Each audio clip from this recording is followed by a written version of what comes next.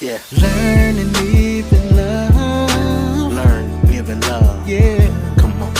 Let's talk about real life, everyday situations. Everyday situation. We come to build up our brother Alpha and men. real life relationships. Let's come together and take a stand in our household.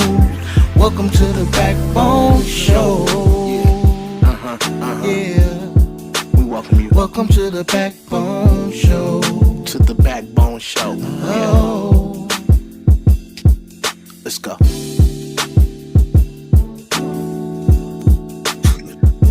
What's going on, everybody? What's going on, everybody? When I say everybody, I am referring to those who may be watching this now or watch this on the playback.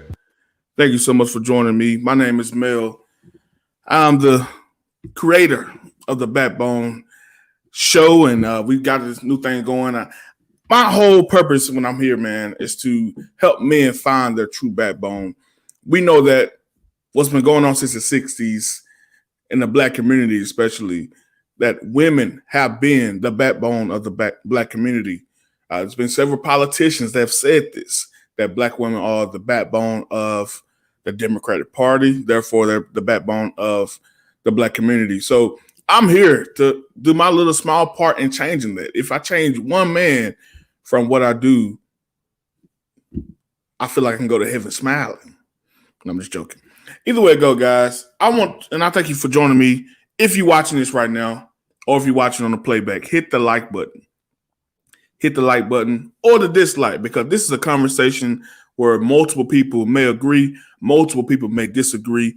I'm all for it. I want everybody who has an opinion to hit me up, whether it's in the comment section, or you can also join me live and call into this show. There's a link actually in the description of this. There's also a link, and it should be in the comment section as well, where we're commenting live. I want everybody and your mama to give an opinion on this, because this has to stop. I'm sorry. This is a situation where I want to call out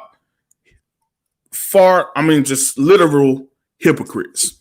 I want to call out hypocrites. It's really irritating the state of our society right now, the state of our culture, the state of just our world right now. It's going worldwide, and it really has to stop. But be sure that you're interacting with this conversation, whether it's in the comment section, like I said, or you can call in. But the least you can do, the very minimum that you can do, is hit that like button for me, hit the dislike, share this with somebody as well, because this is a conversation where everybody can be a part. The topic is it racism or is it truth? Is it racism or is it truth? Our society has created a culture, guys, where only one side of a perspective or one side of the spectrum can give their voice. There's a mindset that we have nowadays that we only will receive if you're on the left. That just be 100% frank. If you're on the left side of the spectrum, your opinion is heard, your opinion is valued, your opinion is right. You know, you got this thing I hear of people say, we should do the right thing. You know, they trying to push the narrative that the right thing is what they would do. This narrative is going, I know people hate that word narrative, I understand, but it fits here. They're trying to push this situation where everybody has to agree with what the left-wing people say. And this is extremely dangerous. I talk about this from a standpoint of danger because we're brainwashing people to think as a group. You know, this whole group think, that's extremely dangerous, because they're pushing towards socialism, we know this. But they're pushing towards an Asian culture. What culture? China. That's just my opinion. You can say what you want to say. I have multiple theories out there, but ultimately, I believe they're pushing us towards the China culture. Everybody who's coming in, please hit the like button for me. We want this to be a spread out conversation. Don't hesitate to hit me in the comment section. Feel free to give your opinion. I'm not saying I'm right. I'm just saying this is what I believe. They're pushing us towards a culture where we all think the same way, where we all can't have our own opinion. And that goes strictly against what this country was built on, our Constitution.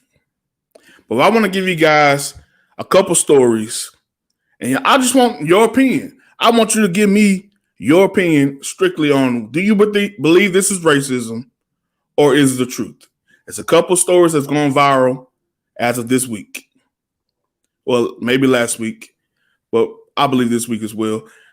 We're going to start with this one. Now, this is a teacher that had her live stream, and this is a dangerous situation. I knew it was dangerous when I first heard about it, where teachers are doing teacher parent conferences by Zoom. You know, we have school by Zoom for a lot of states out there going by Zoom and everything. But this lady had her Zoom parent teacher conference with a black mother, and she kind of went off. And before I go into it, I want to give you what happened as if this video plays. I mean, his parents, what kind of pieces they're black. He's black. They're black family. I know it. You know? Oh, kids are Kids are having this problem all over the place. Look, lady, you've got a computer and a hotspot. It's working. whenever she's telling me, oh, I won't have trouble loading, I went into the Hapara because it's a school computer and I watched it. I projected the screen. So not only were you tying up you were on Zoom also, right? Yeah. Okay, and I was projecting what I am seeing onto the Zoom. You were consuming bandwidth for Zoom. You're consuming bandwidth for Hapara, and it was consuming bandwidth for uploading. And what do you know? It worked fine. Sounds like the hotspot's working just fine. Yeah. Is that integrated with the Chromebook? This is crazy. I knew she was racist. She couldn't deny it. She was trying to tell me he didn't have signal, nothing works, nothing loads, and I was projecting everything he was doing because I could see it. Wow, lady. On the screen. Then she could not. Oh, well, I guess it is loaded. Oh, finally, it's coming up. It's just loading with Chromebook. I'm so glad that you get to see what we're going through. I'm seeing what you're not going through. Yeah, that's what happened. There's no problem there. Your son has learned to lie to everybody and make excuses. Are you to be entitled. Because you taught him to make excuses that nothing is his fault. This is what black people do. This is what black people do. White people do it too, but black people do it way more. Steve Stager is there as well. Now, guys, now, Steve, before we go any further, based on what you heard, the lady say, you tell me in the comment section, with a 1, if it was racist, a 2, if it was not. A 1 if it was racist, a 2 if it was not. Before I get my opinion, there's no wrong answers in this particular statement. If you're watching right now, a 1 in the comment section or a 2 if it's not. Now, if you're watching on the playback, hit me in the comment section below as well. 1 if you believe it's racist, 2 if it's not. Vera says 2. It's not. Who else brave enough to give their opinion? Because I understand I talk about a lot of controversial stuff. I know a lot of people don't want to put their name out there, put their opinions out there. But I believe this is a conversation that needs to be had. So if you feel free to do so, do it. But this is straight bullcrap. Now, what it was, guys, is the mom was obviously recording the teacher still on the Zoom call.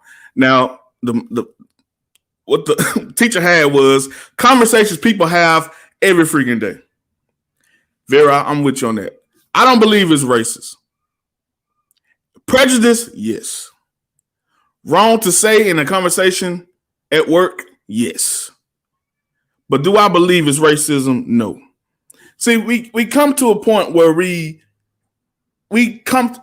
got so convoluted with our words. We made up so many phrases. We made up so many words that we can't control, or we can't control ourselves anymore. We've confused racism and prejudice. We got to a point where we have convoluted those two words and made them synonymous with each other. Well, really, there are two separate phrases. Right now, this lady is clearly conducting in prejudices because she's putting all people in one box. Aha! But everybody is prejudiced. Yeah, I said it. Everybody is prejudiced because everything she just said right now, we've all said. We've all said, whether it's at your job, at the water cooler, whether it's on your lunch, whether it's at your kitchen table, we've all said what this lady just said. But for some reason, only white people get reprimanded for what they say. Now I'm gonna go in right here. So if you get offended by this something, it's on you. We need to realize and come to conclusion emphatically that there's a difference between black people and niggas. There's an extreme difference between black people and niggas. And everybody know that. The point of the matter is, this lady, what's up, Edie? Edie says, yep, we've all said those things behind closed doors. She just got caught because she's stupid. She is dumb. She is stupid. And that's the point I'm trying to make as well in this video. These people who doing this stuff, it's not that they racist. They just dumb. You know, at the end of the day, they don't have great awareness. They don't have, you know, all their factors ain't going. You know, the fact, you know, the cow didn't come home to roost. But y'all know what I'm trying to say. Anyway, these people are not smart. And this lady is definitely one of those people who are just dumb, but she's prejudiced. But we all say those things, and we all know the difference between an N-word and a black person. I find it as my personal duty, to be honest with you, to whenever I come in contact with somebody that's non-black, what can I do to change their perception of black people? Somebody may say that's too much. Somebody may say, hey, man, you're going too far. There's no reason that you should have to do that and, you know, for the rest of the culture. But I believe I want to give a good experience whenever a white person is around a black person. Let me tell you something that happened to me this week. I was waiting for someone to come down in the building this week. Who that was, y'all mind y'all business. But as I was waiting, I had to be buzzed up. As I was waiting, a white man and his daughter came. And they was going in. Now, I saw how they were looking already, and I'm already cautious because I know I'm a black man going to this predominantly white building. So I know for a fact he probably feeling something, and his daughter probably feeling something. So I said to myself, let me make this a good experience for all of us. So I opened up the door, they went in, and I went in. And my suspicion was correct because he came back to me and said, in a rude way, are you waiting on somebody? Everything in me wanted to say, I'm ready for your mama. I wanted to say, I'm waiting for your mama. We about to go on a date. I wanted to say that. I couldn't do it because in my mind, I knew I needed to make this a better experience for the next black man that he meet. The next black man that he's in front of, I want to make this a better experience for him. So in my mind, I say, I'm waiting for your mama. But out of my mouth, I said, oh, yes, sir. She's on her way down. I had to do it. Why? Because I want this man to understand going forward, I'm not like those people you seeing on TV. I'm not like the rappers that you think your daughter like to listen to. I'm not like the N-words. Somebody may say that has a lot. I mean, that's too much to do, Jamel. But that's what Backbone is all about. I believe it's time for black men to step up and create a new dynamic and a new culture for the black community.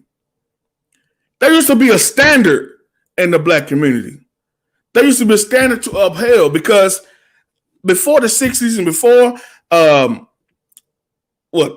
welfare took over and Section 8 housing and the food stamps, all that stuff took over our culture and our community. The standard was we want to look good in front of these white people. Why? Because we don't want them looking down on us. We want to show them we as good as them or better. That was the standard. But that standard has been let down so far because we know the residual effects of the Section 8 housing and all those things happened, and it tore up our families. It made the men a second thought to women. I don't need a man. And she didn't, because she had all her housing, her funds, her food, everything taken care of strictly by being a single black woman. So that stripped away the men, so that lowered the standard. Not saying women can't have a high standard, but men set the precedent in every household. Look at all the other communities. Name me another community. You can put it in the comment section right now. Prove me wrong. Name another community right now that's a matriarchy. Name it. You can't, because it ain't happening.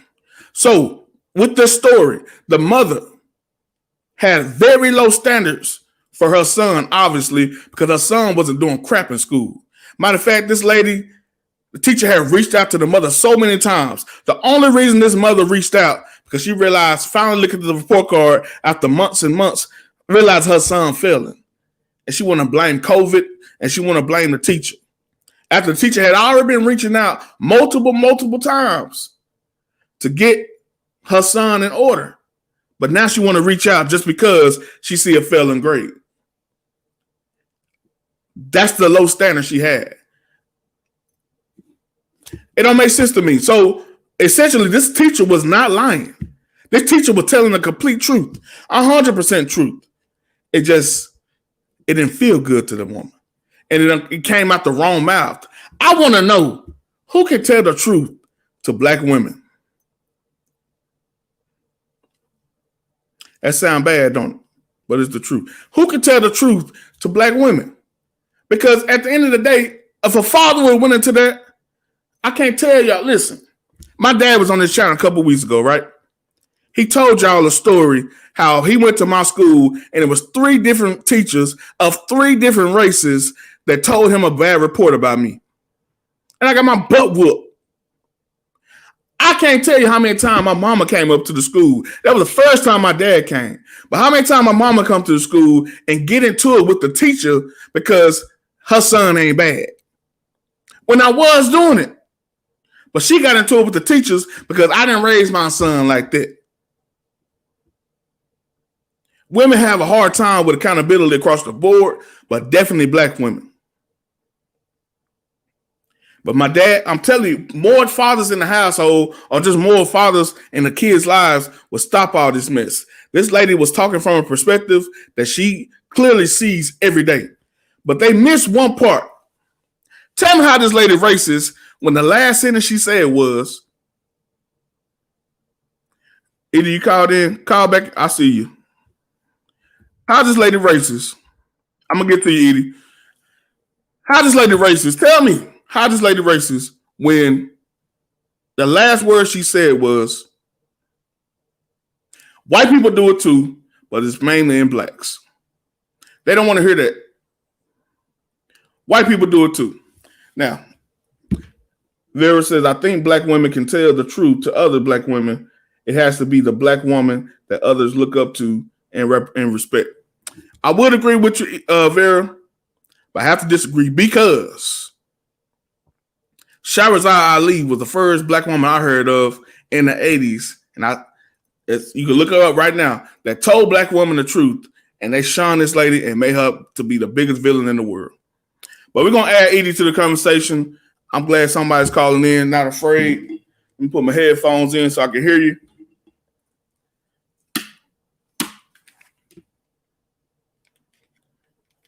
Oh. Let's get this conversation going.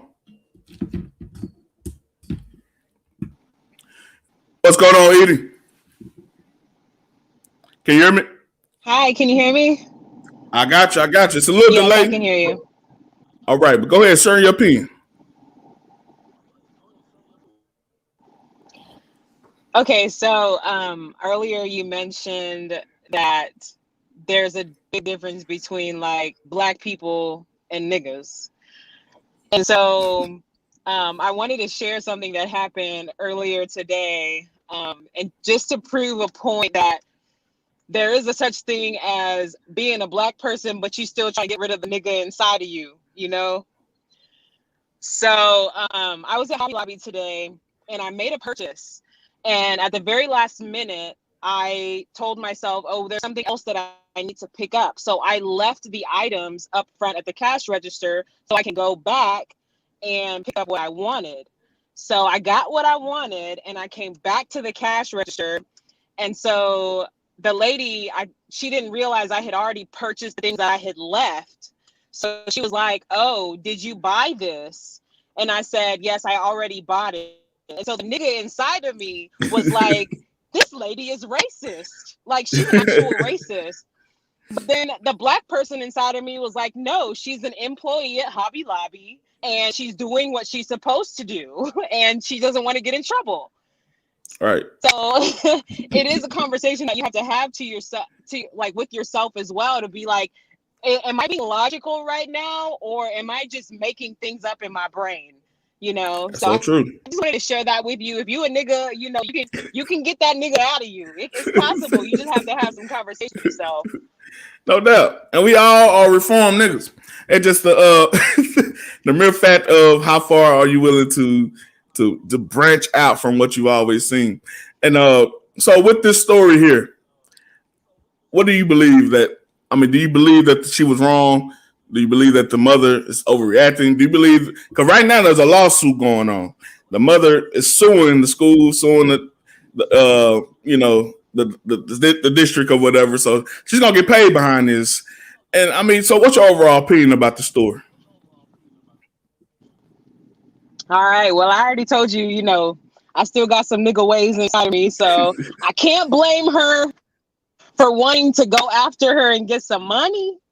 But the black person inside of me is like, you know what?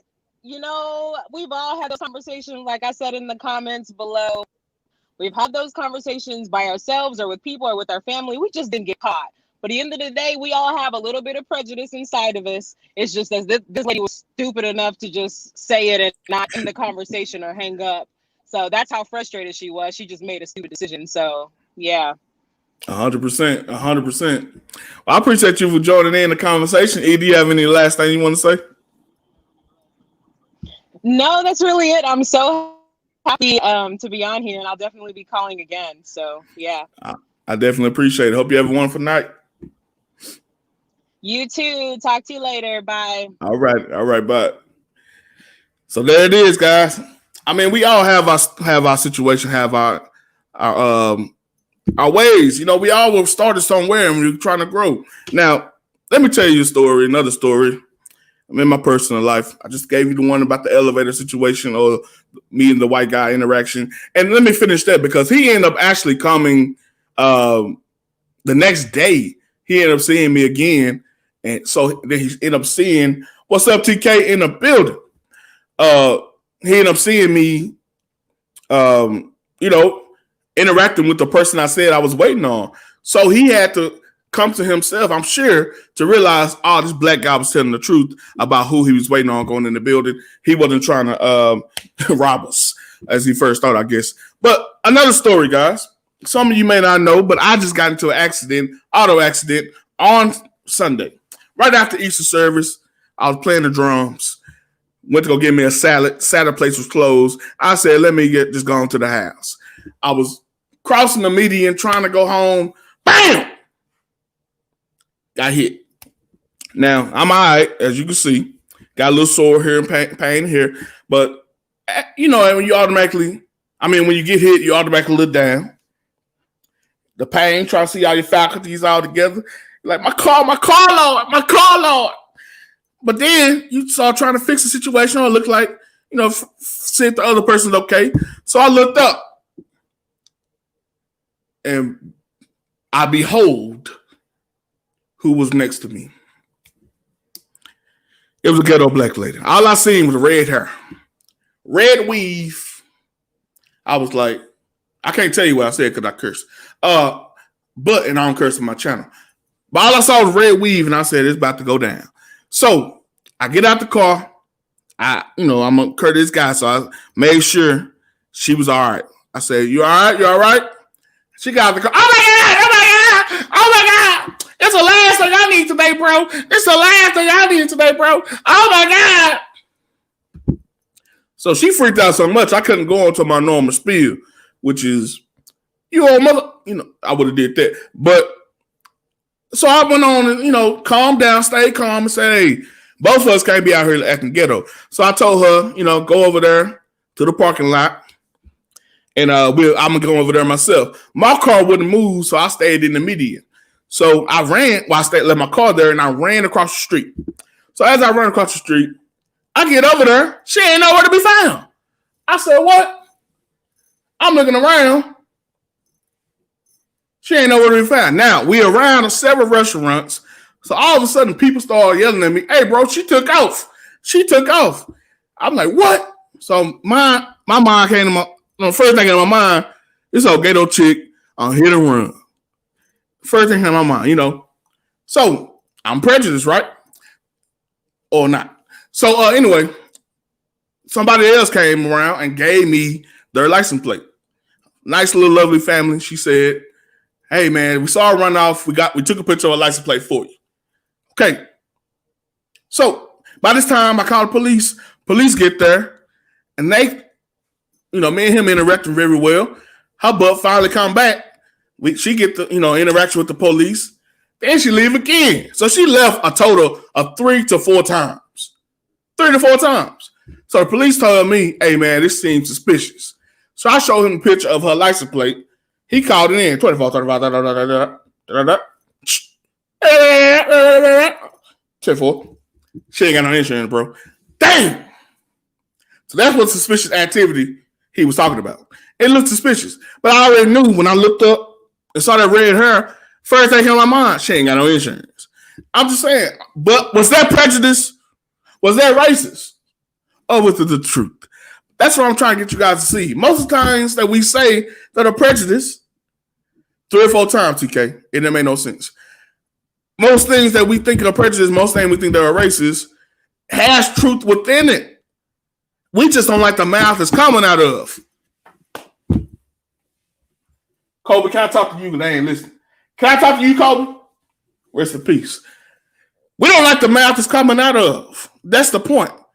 This life, this culture that we have, everything we're doing right now is so jacked up. How in the world can we tell, based on our constitutional rights, can we tell one side of the coin, y'all can't say nothing, but this side of the coin can say everything?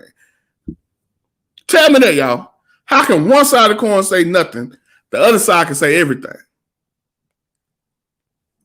Y'all don't believe me? Let me find this video. All right. Y'all don't believe me. So we're going to get an example. Somebody can say anything and everything. Hopefully I'll get flagged for this, but y'all got to bear with me because this guy is clearly Mike Andrews. What's up, man? Stereotypes, the elements of truth. 100%. 100%. Stereotypes, we all stereotype. We all have our prejudice, and more often than not, they are true. But this guy I'm about to show y'all is one of the most racist people in the world. But being ghetto don't make her not have insurance.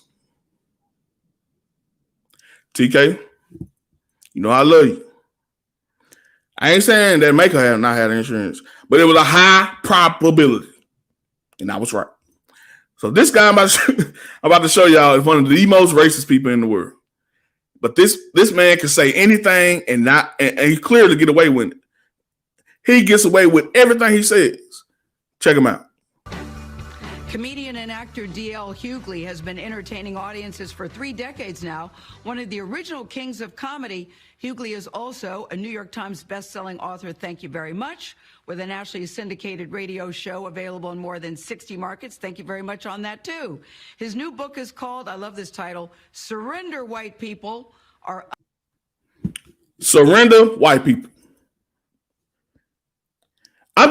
When I go through this stuff, y'all, I just want you to play a game with me. Fill in everything he said about white people, about black people. As a white man saying this about blacks. Just fill it in. What if that book said, Surrender Black People by Rush Limbaugh? Surrender White People by George Bush, or whoever you want to say. What if a random white man wrote a book called Surrender Black People? He would be canceled instantly. Unconditional terms for peace. D.L. Hughley joins us from his home in Los Angeles. Good morning to you, D.L. Hughley. Thank you for getting up so early with us. Listen, I read your book over the weekend, and I'm so conflicted because I found myself laughing at times when I thought, should I be laughing at this? Starting with reparations. You said when it comes to reparations, so far the only thing Black America has gotten is Popeye's chicken.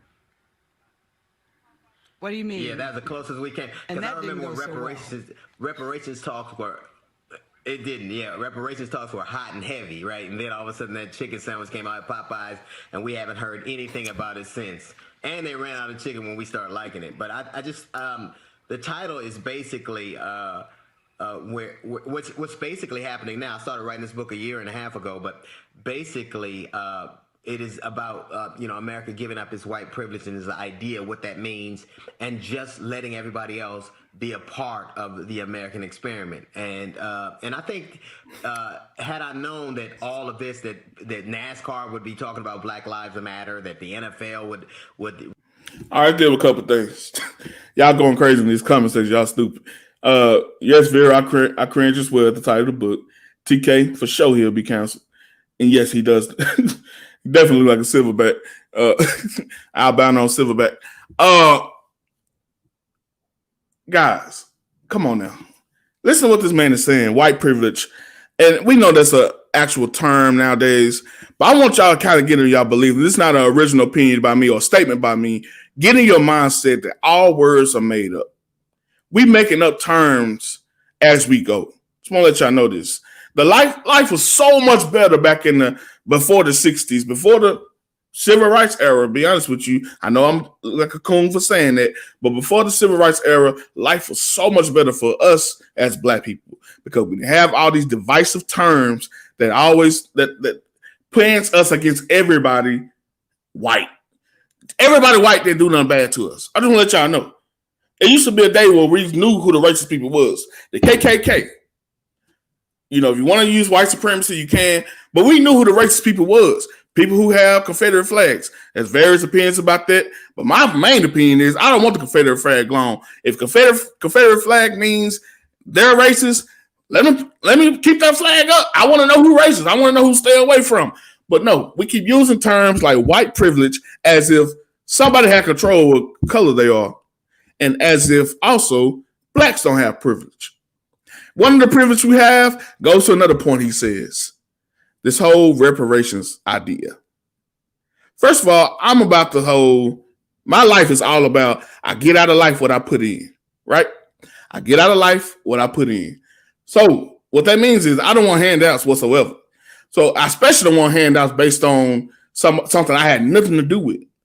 I don't want reparations as it's just male talking. I don't want reparations for something my ancestors went through when there's no proof without me researching that my ancestors actually went through it. Secondly, if we want to say reparations, Black people have more reparations than anybody. What's our reparations? The fact that we can say anything in this world and not get in trouble for it.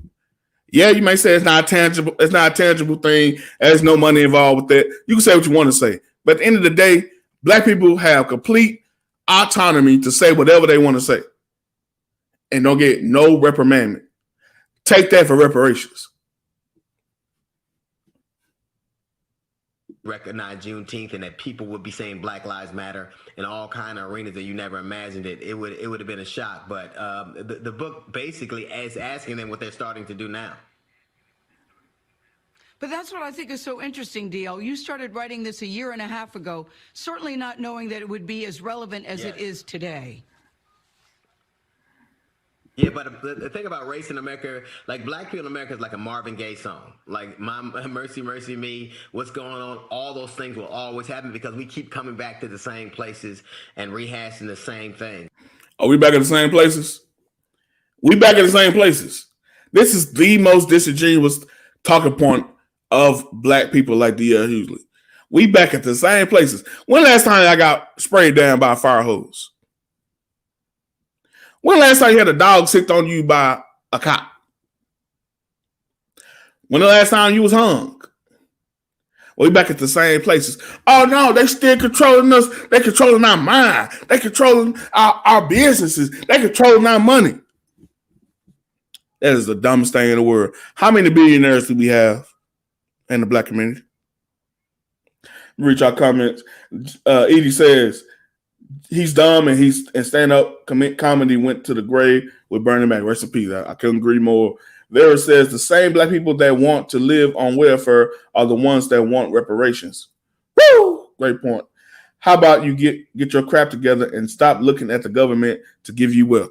100%. These type of people, if you present them with and that's why this is so disingenuous from Gail and D.L. Hughley. Why? And people like them. They 100% work their way up from the bottom. I'm sure D.L. Hughley came from nothing. Matter of fact, he got a great story how he had to get his GED and all these different things to work his way up. How in the world can you tell somebody you need some free money when you had to work to get where you are? That's why I can't deal with the Democratic Party. I can't deal with people like this, race hustlers. I can't deal with them because they are completely disingenuous. They don't tell you you can do the same thing I did to get where I am. 100%. I forgot the other point I was about to say, so we're going to keep talking. Oh, we ain't nowhere near where we was. Welfare reparation, 100%. It's stupid. All of it. I don't know that in my lifetime I've ever seen people so tuned in. I think the incidences of, the Ahmaud Arbery and Breonna Taylor and what's happening to George Floyd and America having to be at home because of coronavirus. We have their rapt attention. It seems like people are more now tuned to a frequency they never were before. I know, but this is the thing that got me, DL. I found myself, I said in the beginning, laughing at things that I thought I shouldn't be laughing at. You say, for instance, when it comes to black people and getting arrested, I really did. You said in the media, you can always tell what the suspect is when they use the words what? Yeah, when they say apprehended and in custody, you know it's a white dude. When they say apprehended and in custody, you know good well it's a white dude.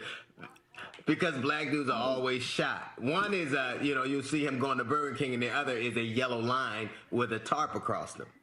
So I can always tell. I always know exactly what. And you know what else is interesting is I've seen cops more angry with a black motorist who asked them why they were pulled over than a dude like a Dylan Roof who just committed mass murder. I'll see them more angry. D.L. Hughley is one of the biggest buttholes in the world. Like, I'm sure this dude is straight racist and stupid. He chooses to be stupid. Let me tell y'all why. Dylan Roof, that myth of the cops took Dylan Roof through the drive-thru is so stupid. It takes an easy Google search to find out the truth of what happened. If you don't believe me, Google this. Dylan Roof, the guy who killed a whole bunch of people at a church, a black church that is, when he was arrested, he surrendered 100%. Most mass murderers, when they commit a mass murder, they surrender. Why? Because they just like the Joker on Batman. They want to commit the murder or commit the crime, and they want everybody to know. They want everybody to know who did it and why they did it. So he surrendered 100%, unlike George Floyd. Unlike Ahmaud Arbery, since he brought it up, even though he wasn't in the hands of cops. And this whole myth of him going through the Burger King line is a piece of crap. You can Google this, like I said. What happened with Dylan Roof, they went directly to the precinct after they arrested him. They went and they began to prosecute him. They began to question him. They began to interrogate him. And they realized hours and hours and hours had gone by. And legally speaking, they have to feed this guy. Legally. Now, why they didn't have food in that precinct, I don't know. But what they did was call their officer that was out on duty, told him to bring some food to the precinct. He stopped at Burger King and got Dylan Roof a burger. And this is like the case, the age-old case of he said, she said, a secret get passed from one person to the next. All of a sudden, the truth is way past, existence. Basically, by the time it got to the black media, they took the dude through the drive-thru. I can't believe they took the white man through the drive-thru. It don't make no sense. And this man on national TV lying. Ain't nobody got nothing to say about it. He can keep his radio show. It's crazy. And anybody who not against this, you need mental health. Like, for real. Like, if you don't understand what's really going on, what the media is trying to push to the black community, you need mental health. And a lot of black people do. I've had it for sure. A lot of black people need mental health and see somebody to get over their issues because, like we talked about earlier with Edie, you got to get your nigga out of you. This is nigga think. You got group think, this nigga think. That the whole world is out to get you. The whole world is against you. No. You can get anything out of this world that you want. And this is, I'm going to wrap it up because we can go back and get through watching this if you want. I can't hear him say another word. I'm going to wrap it up by saying this. As black men, and this is what this channel is primarily towards black men, we have to stand for something, y'all. Black men, we got to be able to stand for something and present a new standard for the black community. Why I say new? Because we can't take what the old people did. We got to create our own. This new standard in 2021. But one thing we do have to go back to is knowing our Constitution and believing in our Constitution and standing up for our Constitution. Because what niggas want us to believe is that the Constitution is against black people. No, you have all the constitutional rights to everything that's in there. Now, it liberated and abolished slavery in the Constitution. Now, you want to say, well, they created a new slavery by creating the jail system. You can say what you want to say. You don't have a choice in the matter when it comes to slavery, but you do have a choice to go to prison or not. So at the end of the day, this conversation needs to be had in every household. You need to have this conversation in every household that, no, this is not racism. This is not racism. This is not an attack on black people. We got to take these situations case by case, get out of the whole lifestyle of compilations. You know, we compile these situations one on top of the other so that when something happens, well, here we go again. Here we go again. No, look at each situation one by one. Be man enough to separate yourself from the emotions of it and look at it for what it is. Look at it logically and understand, is this racism or is it the truth? I challenge each man on the side of my voice to lead with that, to be the backbone in your household, be the backbone of your community. When you hear conversations like this, stand up and say, no, that's not racism. It's the truth. Because we all say it every day. Was it wrong? Yes.